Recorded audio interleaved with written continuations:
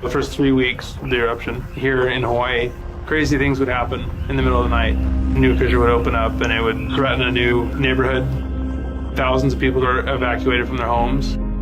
I started the Hawaii Tracker Facebook group to help people understand what's going on and get their questions answered. Hey, how's it going? We're live. This is Fissure 20. We had hundreds of people all throughout the neighborhoods sending in videos, articles, and images. We spend a lot of time making sure the accurate information gets out. This is live. There's still lava moving. They weren't just sharing a story, they were helping their neighbor. If a family was being evacuated, my group would just jump in and help out. So it was huge. They were watching out for each other. Hello everybody, thank you for coming. Thank you for the support from everybody.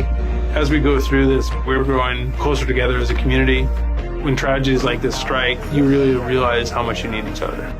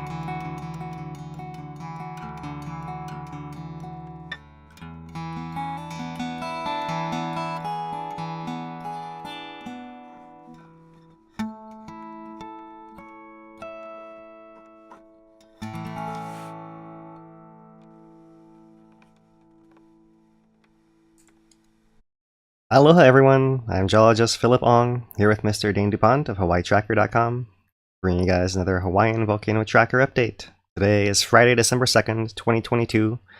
It's day 5 of Mauna Loa's newest eruption, and Kilauea is still erupting, but she's not changing a whole lot, so we'll focus our entire time on Mauna Loa once again today, Dane.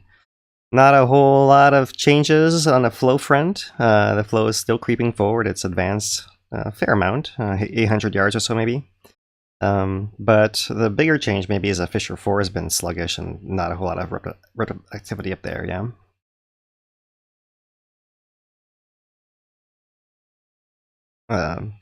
Try to unmute? Yeah, we've been wondering about the potential of Fissure 4 for the eruption to migrate further down rift and to see it start to become sluggish, and Fissure 3 still remain pretty strong. Makes me wonder if the eruption has consolidated and centralized, kind of like in 2018 around Fissure 8. Yeah, I think I would agree with that. I mean, it's something where we'll show the video that you put together of the zoomed in of that Fissure 3 and how the cone has been building around it, like we talked about yesterday and showed that initial time lapse yesterday. But it looks like the fountains aren't really that much smaller at Fissure 3. It looks like it's about the same. It's changed a little bit in pattern, but as that opening that lava's coming out of gets eroded and reshaped a little bit, you expect it to kind of change shape a bit, and it does come in pulses, so depending on which frame exactly you look at, it can be slightly higher or lower, but overall it seems more or less the same. And one thing to remember about 2018 is the fountain height started at what 220 feet, and then it gradually declined over time. And we thought, oh, maybe the eruption volume is going down. And then USGS said, no, it's the same. We're just the hole that it's coming out of has gotten wider, so it's not, the nozzle is less restrictive, so less fountaining. But Right. it's still very, very high. It was still the same volume. Right. So yeah, that's the major change, and we have to wait and see what it actually means long term. It's not quite clear just from that little change. So we'll run through what we have: the USGS reports, the newest maps. We have a set of satellite imagery today to share with you guys. There's a new chemical analysis that's come back on lava. We'll discuss that a little bit. And volcano watch, earthquakes are getting a little bit interesting there. And we'll talk about the VOG survey one more time, just to wrap it up there at the end. So we'll jump into it, and let's get anything else here to share at the top, Dane. Oh, let's go ahead and get it. All right. So as usual, we're showing now this newest camera from Mauna Loa, zoomed in on Fissure 3. See, it's still active and putting out fume. Fissure 4, that would be over to the left side, depending on the zoom level here. That's the one that's not as active or sluggish, and maybe there's lava bubbling in there still a little bit, but wasn't oozing down as far as they could tell at any point today. So to make this clearer, let me share with you guys, pause this, and let's share with you guys this last 2 days time lapse from the MK2 camera. So this is that very first morning it went online, and before I start playing it, that's Fissure 3, and then that's Fissure 4 right over there. And so you'll see the flow change and the flow front migrate. And by the end of the video here, just on the most recent part of the movie, you'll see that this is not glowing anymore. So let me run it so you guys can see. And daytime and nighttime. So in the daytime, you see all the clouds come by, and obviously anyone who's up there trying to view the flow has to dodge the clouds from their view, and it can change over time. So there you go. There's that first night that the camera was zoomed in. Second night of the eruption, and see the gas coming off the flow during the day more so than the glow, and from the vent as well. And depending on the light, it can look pretty dark, and come some more clouds. And there is a flow again, and here is last night. And you see some extra clouds obscuring the flow, but you still see it's creeping forward at the front. But up here, that's where you're seeing that glow decrease. Let me rewind it a little bit here. Where's our most recent nighttime? There it is. So just pause it, and in comparison to before, it's still some activity, but really a lot less than that previous day. So Fissure 3 is still similarly active, and I'll play it through the rest of the day today. And you see that flow is still advancing at the front and still raining down over itself. And yeah, that's the visual summary of what's going on. I'll share the USGS update with you guys here. The one that came out this morning, 9:52 a.m. They say the northeast rift eruption of Mauna Loa continues with one active fissure, Fissure 3 feeding lava flow downslope. Fissure 4 is sluggish, and Fissures 1 and 2 are no longer active. Fissure 3 is generating lava flow. It's all the way on screen here. That's traveling north towards the DKI highway, DKA Saddle Road. It has reached relatively flatter ground and has slowed significantly over the past couple of days as expected. Over the past 24 hours, the lava flow has advanced at a rate of about 150 feet per hour, 45 meters per hour. So I think yesterday might have been 40, and the day before might have been somewhere in the 30s. So it's slightly faster, but it's not as much as that previous first day when it's coming down a slope at a much faster rate. So it's healthily moving still, but not super fast. And as of 7 a.m. this morning, it was about 2.7 miles from the highway. Right, so probably a little bit less, maybe 2.5 or somewhere in that range now if it's kept that same rate. But that's unpredictable because the direction and timing of the flow change over periods of hours to days. So it kind of build up and then surge forward, and then can surge forward down a hill or more to the side. And so it's covering area for sure still, but it's not necessarily advancing as fast as it was before. So Fissure 4 continues to be active, but with very little eruptive activity observed this morning. And there's the advance rates, volcanic gas still rising up. SO2 emission rates were measured at 180,000 tons per day on December 1st. That's still a very, very high number. So that would suggest that the rate of lava coming out of the vent is still pretty high. And as we said a little while ago, probably just focusing to one source.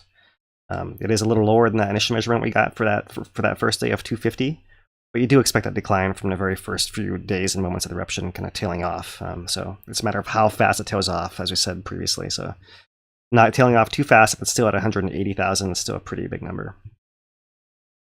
Still seeing tremor and no change in a summit or southwest rift. Still in a clear. The next update was from 4:39 p.m. today, and very similar to this morning, very little change. They still, let's see what they update here. Around Fissure 3, a cone is developing. It was measured as approximately 157 feet, 48 meters high today. And so in case you're wondering, you're looking at the flow and you're wondering how high that cone is. The cone is 157 feet. And lava is shooting out, still visible over top of it, right? So that gives you an idea of the height of the fountains. Fissure 4 continues to be active, but very little eruptive activity observed this morning. And then the same text here for the morning update, so no change there. So to show you this, let's play this zoomed in and version of that M5 camera. And there's that cone building in that area. And there's the height of the fountains. So I thought I would do is, let me pick see, there's some variation on most recent frames here, but let me pick about, what's a good one here where it's actually at the high point of it. So just pick that one. So quick exercise here. I'm just gonna outline here the shape of this cinder cone, which is very elongated and is almost like a cinder and spatter rampart. There it is, and let me outline some of these fountains. One up, and something like that, okay. And now what I'll do is I'm going to take this and rewind back here to the beginning. So there's one of the earlier frames. And just for comparison, you can see really the change in the height of that edifice, this cinder cone on the side. And you see the fountains are actually reaching similar high levels as they were in that frame earlier. So doesn't seem to be a huge amount of change in the fountains there. And I just thought that would be a good way to illustrate that for you guys. Let's get that off the screen now here. And play it one more time through so you can maybe visually catch that one more time. So that's the M5 camera. And we'll have a comparison side by side here. I'm going to put this on and put together, comparing the 29th and today on the 2nd, right? The side-by-side image there, in case that's easier for you guys to see and understand. So pretty cool. Similar fountain heights in that one too, you can see, right? So that's the story up at the Fissure 3 event. We have a new USGS map, and it's got it all the way zoomed in. Let's zoom it out even further. So this is December 2nd, 10:30 a.m. And let's focus here on the flow front first. There's the two most recent points. There's how much the flow has advanced since yesterday, that distance of about 800 meters. That puts the flow front somewhere in that range of 6,800 feet or so. So it still has a ways to go, and this is that flatter ground. You see how far apart the contours are here compared to further and further upslope. There is a little bit of that Fissure 4 flow that was updated from yesterday's map, that this is now inactive, but before it went inactive, that flow crossed the observatory road right in there. And you see some of these other expansion of the flow field on the side here is darker red, whereas the pinker was area that was covered already. So I find that interesting. This is where I had it zoomed in earlier here. They've started to add from satellite imagery some of these flows in the caldera and in the southwest. They do note, zoom it in again and hand it over. Their southwestern summit and southeastern caldera flows not yet fully mapped, all now inactive. So something missing maybe in here, southeast caldera, maybe in here, right? And maybe down in here probably. You do see this kind of linear cutoff right there. But we do have some flows mapped here, which are interesting on this southwest side of the caldera and the summit. And you see likely there was a fissure that came something like this, and then another one something like this. Right, something like that, and it's flowing down, and this flow actually went down on this flatter slope into South Pit, it appears. So at some point we'll be able to get some images of what that flow looks like. But that's something we've seen in old photographs, the flow cascading over these cliffs and into the craters. That's pretty cool to see. So that's that updated USGS map as far as that southwest side, and we'll dive into this a little bit more. And we'll do this by looking at some of the imagery. So we have from Planet imagery of the eruption by satellite. There is the vent and the flow downhill, and Fissure 4 up here. You see the various braided streams of lava. And let's keep going. Let's show you guys this compilation of various images from that Planet satellite, focusing there on a vent and zooming in and following that channel downstream to its terminus. Cool to have all the satellite imagery coming in from scientists all over the world. So yeah, and yeah, starting over there. So that's the imagery from that Planet satellite. But I'll shift to at Cosme648333127 on Twitter here, who's imaging Sentinel and Landsat, and here he's comparing yesterday to today, that 800-meter, 800-yard advance of the flow. So there it is visually, two satellite images. It's pretty easy to understand that, huh? And zooming out, that's the context of it. There's the actual vent and that long flow imaged all the way. It's focusing on the end right over here. Then there's our less active Fissure 4. Awesome. And then another one by Cosme is this image of the caldera partially covered with a layer of slowly cooling lava. Enhanced SWIR image taken today by Landsat 9. So this is fascinating. Let me zoom it way in here, because we've been talking about these flows in the caldera and how they're not fully mapped, and it does appear that maybe the southeastern edge didn't actually get covered necessarily right in there.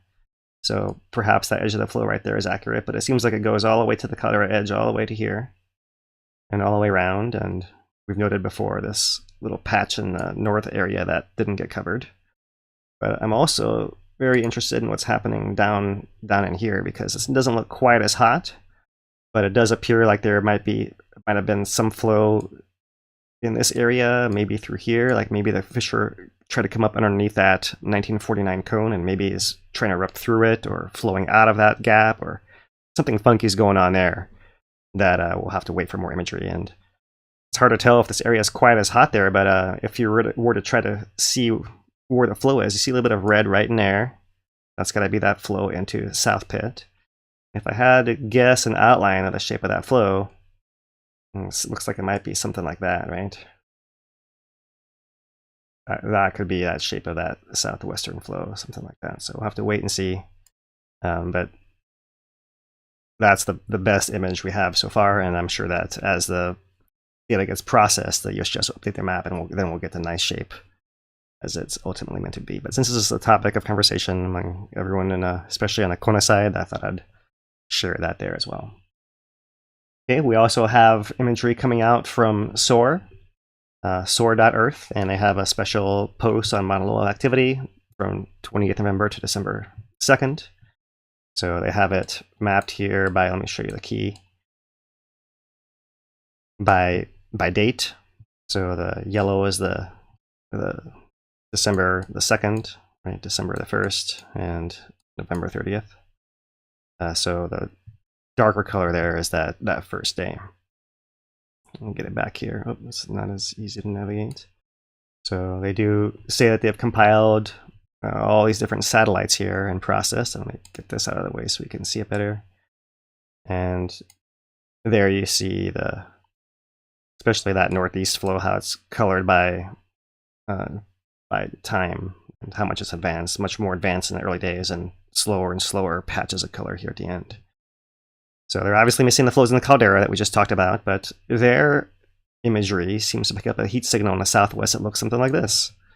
So that could be another possible shape of the flow. And of course, there was a lot of gas and distortion through here, so we'll have to once again wait and see how this all gets synthesized. But another preliminary result there that might be saying something about that flow on that side and giving you the bigger picture of what happened there. And from SOAR, once again, this is now looking at that northeast slope, bird's eye view of that flow from the caldera coming down, and there was a flow right in there in the saddle. And we call it the saddle because there's Mauna Kea And there's Mauna Loa. There's the saddle in between them. That's back here is Walleye, and the Kilauea would be right here in the bottom corner. All right, keep it moving here. Other news from USGS volcanoes, the lava sampling. So this is a video released today. Let's see if I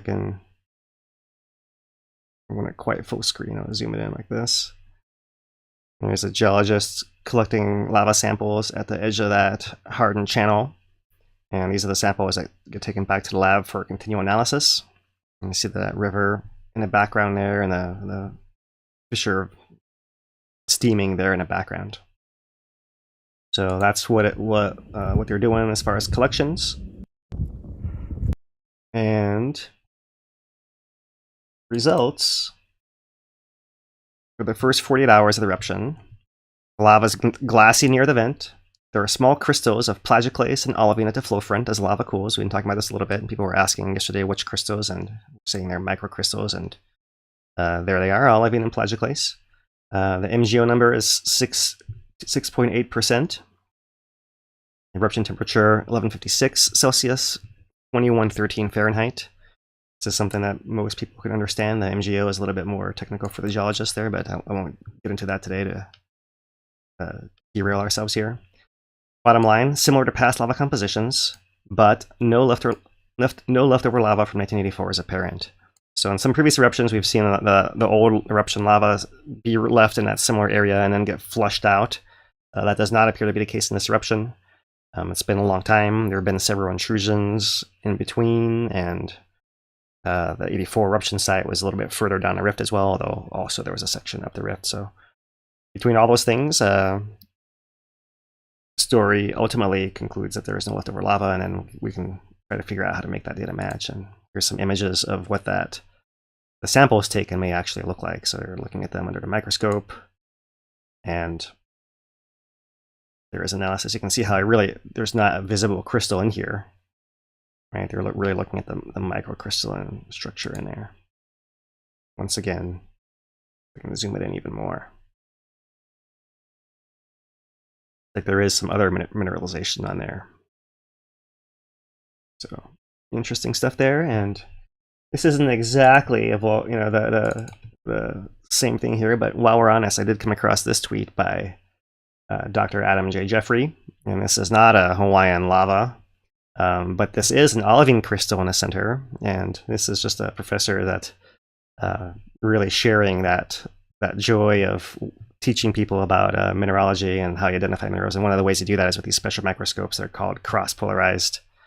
They put out polarized light in the bottom and in the top in a different direction, and the crystal is in between, and you spin it around, and depending on how the light bounces through that polar filter and your other crystal and back through the top, it makes different colors. And so we actually can spin that thing around and do all kinds of measurements on it. And so it's just a cool thing I thought I'd share, what an olivine looks like under cross-polarized light as it's spinning around. So there's a thin section, the rock cut in a very, very thin slice in order for that to be possible.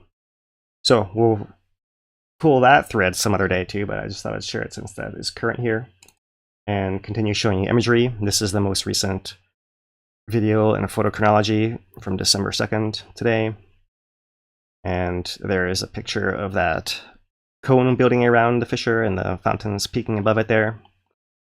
Wider angle view. You can see a nice gas plume coming up, and there is that injection layer that we talked about, Dane, where the fog is going much more easily visible today than in some other days, but there it is. And the other really notable thing is you can really see the slope of the flow. And just very roughly, crudely draw it here. There is an angle of the flow. You can see how it's getting flatter here at the bottom, coming down that slope. So one last one here, and this is the USGS scientists taking laser rangefinder measurements of the main flow front. So there's two ways that they seem to be collecting these data on a flow front. One is when they're flying in a helicopter, they're taking GPS points of all different places they're flying over. The other thing they're doing is just this triangulation method, where they're here at the corner of the old Saddle Road and DKI and shooting the laser and doing some math to figure out exactly where that happens to be. So they seem to be pretty close and consistent. When you see the 2 points in the map, they're often one technique than the other technique, and they're pretty close to each other there. So that's the photos from USGS, and we also have Volcano Watch today. Volcano Watch is reviewing the whole sequence here, so we'll maybe just look at this a little bit, but we've covered a lot of this already. So one of the key things here is that, you know, the earthquake swarm, before an hour had gone by, lava broke through the surface. That's just a recap of really right before we went live with you guys. And talks about the preparation. They do say, for HVO and island Hawaii residents, this eruption did not come as a surprise. Increasing rates of earthquake activity and ground formation in Mauna Loa began in late September, providing clues to accumulating magma beneath the surface.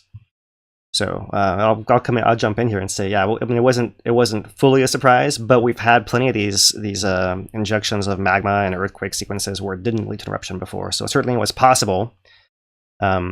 And if this one was not a surprise, and maybe we're surprised in the past that it didn't actually proceed all the way to eruption, but in any case, it was on that borderline, and once the earthquakes began and a tremor began at the same time as the earthquakes, then it was basically on there. And that's why there was so much preparation between Civil Defense and HVO and all the nonprofits here to increase community awareness and have all those community meetings. And they say one important message at those meetings was that things could escalate very quickly, and they did. HVO staff and County Hawaii officials closely monitored the eruption overnight, tracking activity for any migration. Eruption had begun at Mauna Loa summit as expected, and the question in everyone's mind was whether the eruption would move into a rift zone, and if so, which one. Of the 33 Mauna Loa eruptions since 1843, all have started within Moku'a Ve'oveo. About half then migrated into one of the two rift zones, or rarely a radial vent on the northwest flank. None of the eruptions have jumped from one rift to another. Right? None of the eruptions have done that. So now that the eruption is in the Northeast Rift, that's why they keep saying we'd only expect it to stay in the Northeast Rift. So then as a follow the pattern of previous eruptions, when an event opened high in the Northeast Rift on the 28th, 3 more over the next day, flows began to travel north and northeast and remote northeast flank, and the summit then ceased erupting. And then as of this morning, we've given you the update there. So all this will come all the way down. They do mention here analyzing samples of the eruption. They noted the chemistry that we just covered here as well. They did say they have updated their language here, and now they're letting us know here what can we expect moving forward. Past Mauna Loa Northeast Rift Zone eruptions have typically lasted a few weeks, although in one instance, a Northeast Rift Zone eruption continued for over a year. The main lava flow has flowed significantly, is currently in a flat portion of the Humu'ula Saddle region, making it difficult to estimate when or if the flow will impact Daniel K Inouye Highway. So this when or if, they're trying to make it a little bit more clear. Yeah, that's good. I wasn't a big fan of the very probably going to take the highway talk the news was doing, you know. Yeah, that was a little bit of a misquote, it seemed like, yeah. That's what I'm gathering as well. Trying to clarify it here by when or if the flow, right? So no guarantee that it actually will. Yeah, and that's most of that Volcano Watch. Shall I keep going, Dane? Let's go to that park. Yeah. Let's put together a story map in their ArcGIS. Here's Mauna Loa Awakens. You can find this on the park website. Pretty cool that they've done this. Got a map. They got the animation of the thermal. They have the eruption moving to the Northeast Rift here. It doesn't look quite as good because I can't put my screen wide enough to show you guys how it's supposed to look. But I was just going to quickly go through here. Their stage 3 of the fissures, lava approaching DKI and Highway 200. And what I will do is I will play you the sound of the A'a flow as it's clinkering here at the front.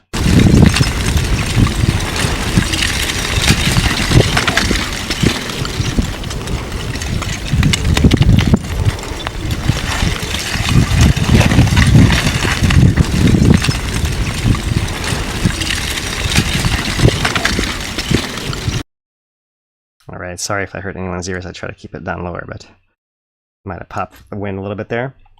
So that's the National Park new storyboard. So awesome to see that put together.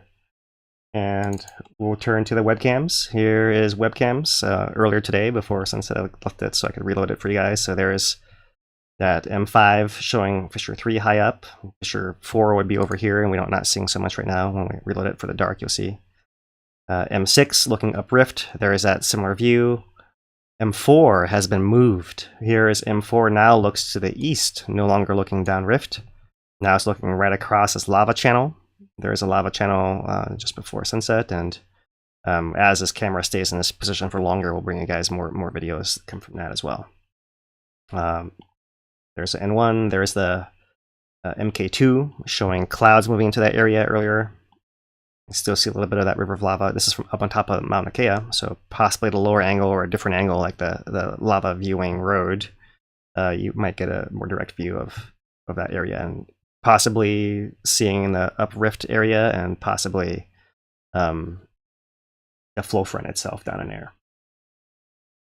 Okay, so I do want to cover that lava viewing area here in a bit, but first let's just go over some of the other stuff. Here are earthquakes on the island for the last day. Pretty weak in Pahala and Kilauea, and Mauna Loa still having a few, some on the flank, but not as many, and probably more noticeably some underneath the main caldera and the southern part of the summit outside the caldera.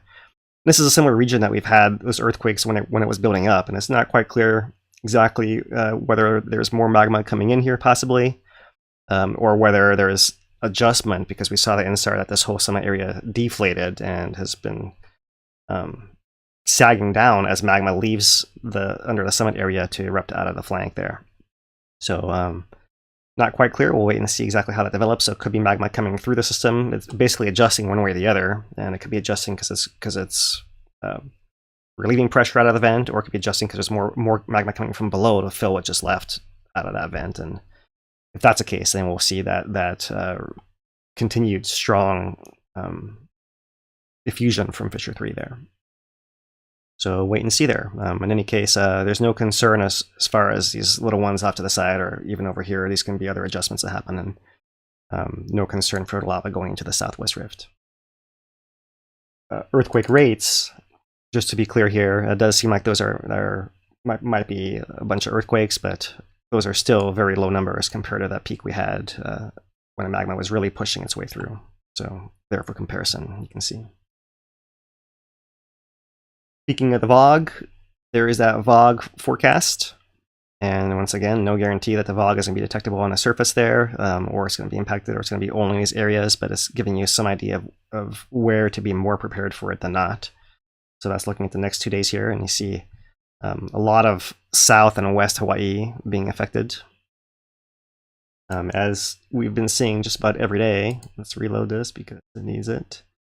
This is the DOH site. Just about every day we're seeing on a surface green values for all the measurement sites. There's the one from the state that's measuring SO2 as well. Here's one from Purple Air that's measuring PM 2.5, and for the most part all in a green there. And in a national park, similar, still in a green just about everywhere, even from Kilauea there. But because this signal may not be picked up fully, right? I just want to mention that we've been putting out this VOG survey, and maybe you can make sure that the link is out there, Dane, in case anyone wants to participate. And we really encourage as many as possible. If you're in different places at different times, you can fill it out multiple times. But this is to help inform that VOG model and make it better, and also document impacts on the community here. So obviously we can't put a sensor in everybody's house, but this is a way to really have everyone share their experience. And so really highly encourage you guys to fill that out if you can. Anything else about that, Dane? Survey? All right, yeah, the survey is really, I think, important just to be able to actually refine, a lot of the sensors and things along those lines. Just learning and talking from Professor Evgenia Ilianenskaya, I probably mispronounced that, but just learning from her about how Iceland is able to take those type of reports and refine and tune their sensors and their forecasting models and things like that. And they learned a bunch about the different sensitivities that they needed to be using. And this is just a great opportunity. And the thing is like USGS, they don't have the capacity to do this right now. We already asked. Like they can't do this right now. So this is something we can take up on our own and then the doctors can, all the professors can take it into academia and kind of tell us what it all means after this ends, and then start making the refinements that are needed for the next one. Yeah, for sure. So super important and a way you guys can really contribute. So appreciate whoever can do that. So one last thing on the gas. I'm going to mention the windy once again, just because it's an interesting story here. I have it.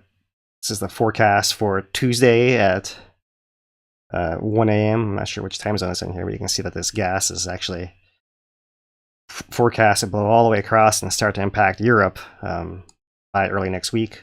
I pull it back to where it is now and put it down here, and let's see where we are right now. You can see that that cloud is going right across the US again, and actually shooting north into Michigan, New York area, and starting to move over towards the across the Atlantic here. Developing story there. It's just high aloft, so it's not really a huge amount of impacts, but there is extra gas there in that atmosphere, which is fascinating to see it disperse across the globe like that. Okay, so that is the last of the data. There's only one last thing I wanted to do, and that's to share this video that we have courtesy of Two Pineapples. That is looking a little summary of the viewing area. So let me put this on here. And I have it sped up so you guys can get a view, like coming in at night. There's a turn across from the Gilbert K. Kahele State Park with Mauna Kea rest stop, and I see all the barricades, and drive slow, 15 mile an hour, stay to the right.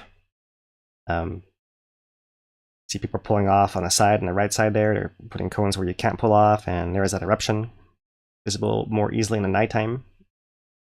But in daytime, also a fantastic drive.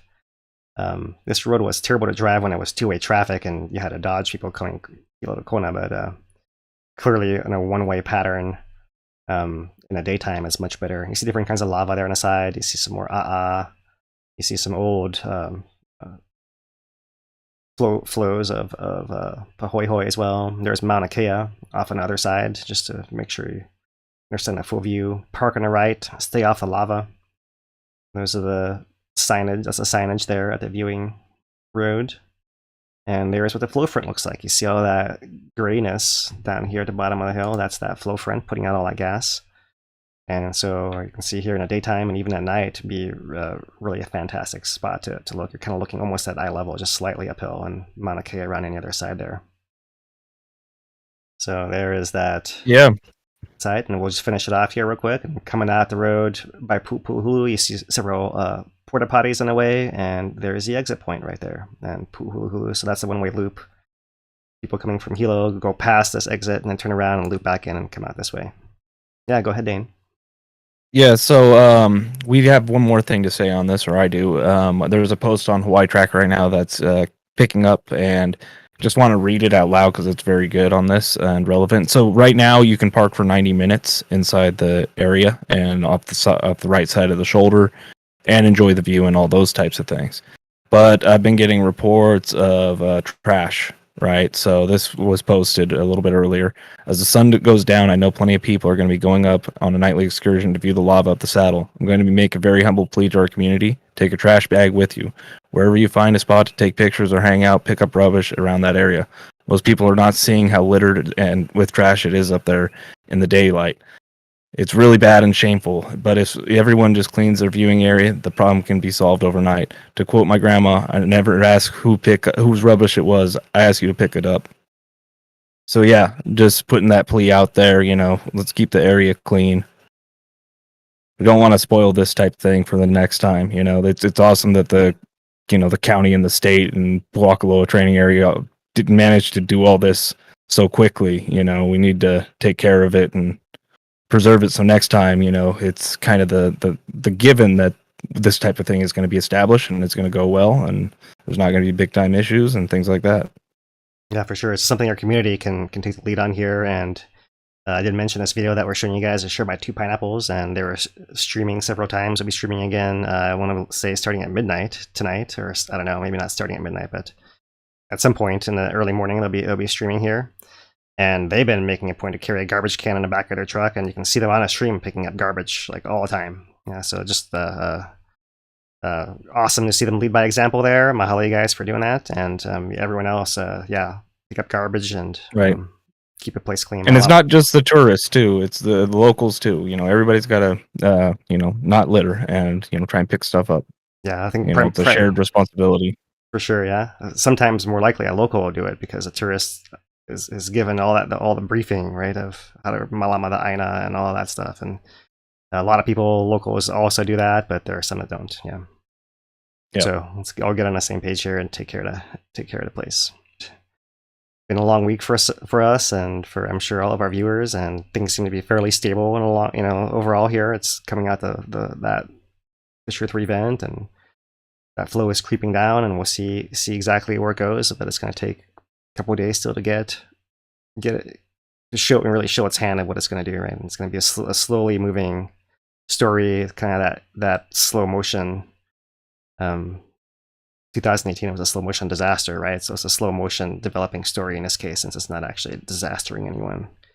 Fortunately, not flowing towards people. So because of that lack of threat, it's a little bit less urgent for us to bring you guys, and we're maybe not going to do 4 or 5 updates a day anymore, unless something drastically changes once again. Anything right now it's just really a game to. The two things I'm wondering now is one, when it approaches saddle, or if it approaches saddle, does it take the line of the steepest ascent, or does it do something else like resetting or anything along those lines? And does it take the saddle, right? Not the old saddle, because it could actually like nick the old saddle, and there's some weird things that could happen, right, with the way the viewing area and all the topographical features in there. It's so flat, it's really hard to tell exactly what's going to happen. Those lines of steepest ascent, they're really good, but when it gets flat, they're not so great.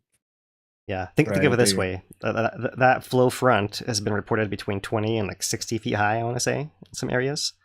And if you imagine that the topography itself has got less than 20 or 60 feet of variation, then the flow itself is taller than any variation. It can go anywhere at once in that whole area, depending on how it in places and fills that ground in.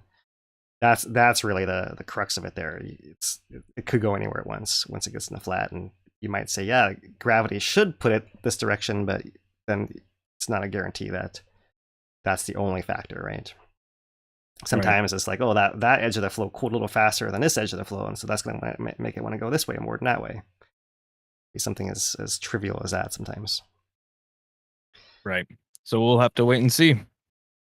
Yeah, for sure. Yeah, and we'll have time to talk about it more.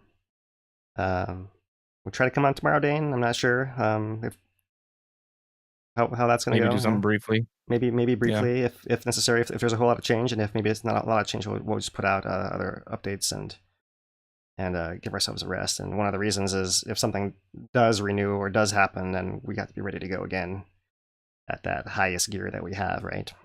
So kind of the way that this volcano game works is when a volcano starts slowing down, you got to slow down a little bit too, just so you can pace yourself as you go. So thank you guys for sticking with us all week. It's been quite the week. Anything else, Dane? Oh, I think that basically sums it up. Very interesting week. Been busy. Take care of yourselves. We appreciate everybody for tuning in. If you could like, subscribe, and all that fun jazz, it really does help with the algorithms and things like that. So yeah, I think that's it for me. We will be continuing updates on Hawaii Tracker, on the Facebook group, and hawaiitracker.com in text. I've been trying to share those over to the YouTube as well and make posts there, so you can catch some of the information there. But really, if you want to be tuned in, it's the Hawaii Tracker group and the website as well. And we can mention we do have a Telegram channel as well that we are posting into if anyone prefers that alternate platform.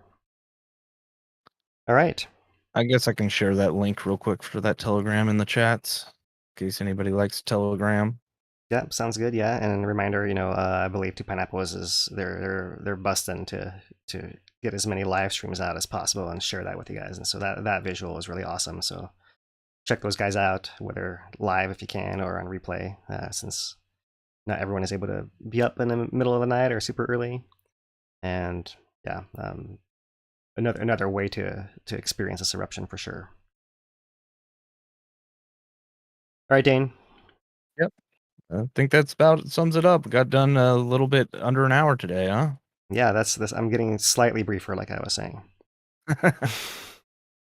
So, from HawaiiTracker.com, Dane DuPont, I'm Philip Ong.